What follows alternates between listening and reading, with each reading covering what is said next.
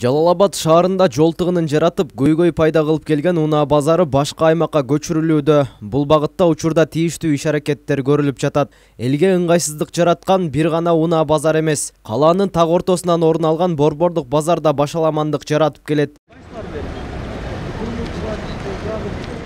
Базардагы башаламандык сатуучулардан тартып, кардарлардын да көңүлүн бурат. Иретсиз жайгашкан соода жайлары, жөө жүргүнчүлөр басуучу аймактарды ээлеп, адамдарга ыңгайсыздык жаратып келет. Базарды керек болса жылдырыш керек.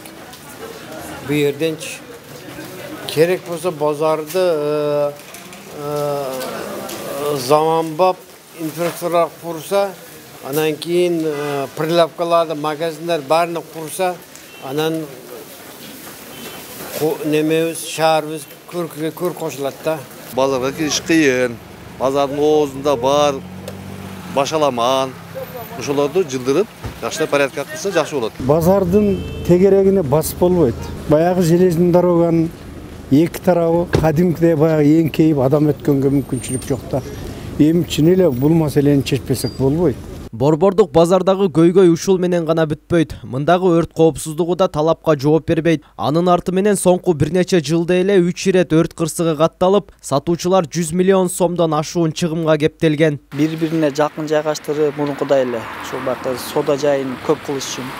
Бул болсо дагы эле ошо өрт коопсуздугуна мисалы дагы өрт кырсыгы катталган болсо, эч ким кепилдик бере албайт. Бул өрт кырсыгы дагы уланып, ошо базарга каптап кетпейт депчи. Дагы башка жака жылдырып кура турган болсо, ошо өрткө туруктуу бакы курулуш материалдарын колдонуп, ошол жерде электр зымдарын дагы талапка ылайык монтаждап, анан кийин ал жерде ошо өрткө каршы суу булактарын дагы уюштуруп, себеби өрт учурунда бизге негизги көйгөй болуп, сууду убагында жеткирүү болуп эсептелет. Базардагы көйгөйлөр буга чейин да бир нече ирет көтөрүлгөнү менен чечүү маселеси кыйынга туруп келет. Сатуучуларга тынымсыз рейд жүргүзүлүп, тийиштүү кызматтар базардагы башаламандыкты жоюу аракетин көрүшкөнү менен анысынан майнап чыкпай келет. Мындан улам керек жарак рыногу жана кызмат көрсөтүү департаменти Жалал Абад шаардык мэриясына Борбордук базарды башка аймакка көчүрүү сунушун киргизди. Борбордук базарыбыз бул талапка жооп бербейт.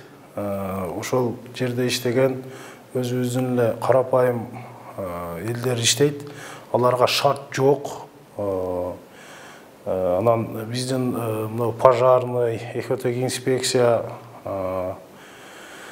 санапстанция ушуларга дагы жооп бербейт. Бул жөнүндө өзүм мэрге дагы кат жаздым.